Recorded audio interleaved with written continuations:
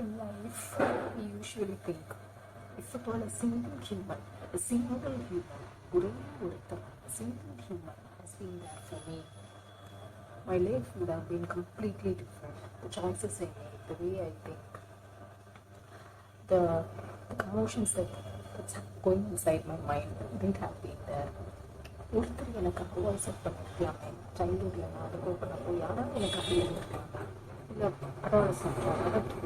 Senior citizen வாட்ஸ்ஓவர் maybe எனக்காக இப்போ ஒருத்தவங்க இருந்திருக்கலாமே, அட்லீஸ்ட் வந்து என்னோட பேரண்ட் எனக்காக நின்றுருக்கலாமே, இவங்க எனக்காக இது பண்ணிட்டு இருக்கலாமே.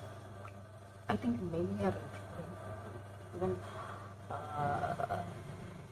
because I'm not pushed into such sort of trauma, but I have witnessed, of course my close darlings have gone through are going through such pain in life, and it is literally traumatic. Seriously. Actually, மானத்தில் இப்போ நிறைய stars இருக்காங்க, but நம்ம ஊரில் இவ்வளோ தான் capture பண்ண முடியுது.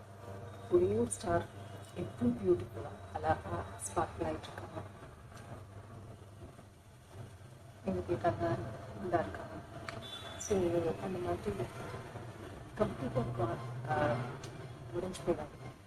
நிச்சயமாக loved one will show up to you with romantic going on, just keep visualizing most lovable way you wish life could be.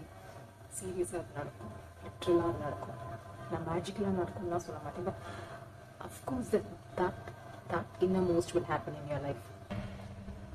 That innermost, sorry நான் கொஞ்சம் போயிட்டு வந்தேன், that innermost will see. So அதனால் அந்த ஒரு சீக்வன்ஸ் கண்டினியூட்டி இருக்காது நினச்சிருக்கேன். That innermost will seriously become your walk of life, way of life, and the way you just behave. So கண்டிப்பாக வந்துட்டு நம்ம being there for our loved one, நம்ம கூட இருக்கிறவங்களுக்கு இப்போ ஜஸ்ட் ஆன் ரோடு ஒருத்தவங்களுக்கு ஒரு தேவை இருக்குன்னு போய்க்கிறதுக்காக நம்ம இருப்போம். நிச்சயமாக நமக்கு கண்டிப்பாக அந்த காம்ரேட், அந்த ஒரு ரிலையபிளான I can trust, I can feel safe, I'm peaceful, I'm